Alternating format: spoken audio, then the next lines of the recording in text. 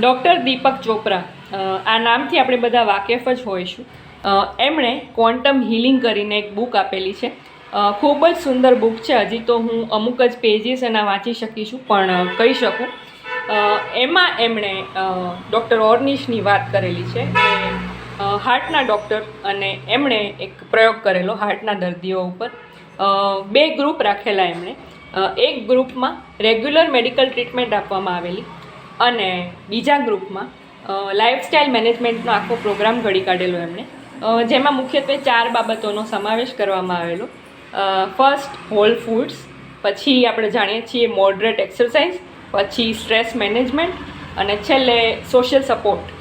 તો આ બધી બાબતોને ધ્યાનમાં રાખીને દર્દીઓને ટ્રીટ કરવામાં આવેલા. અને સરપ્રાઇઝિંગલી કોરોનરી આર્ટરી ડિસીઝના જે દર્દીઓ હતા એમની જે તકલીફો હતી રિવર્સ થવા લાગેલી, મતલબ કે એ લોકો બેટર ફીલ કરવા લાગેલા. અને સ્ટ્રેસ મેનેજમેન્ટ, યસ, એમાં એવું હતું કે યોગા અને મેડિટેશન બંને આવી જાય, તો એમાં પણ સેલ્ફ કેરને લગતી અનેક બાબતો આપણે સમજી શકીએ.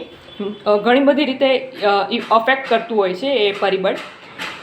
તો જરૂરથી તમે પણ તમારો ફેથ વધારો.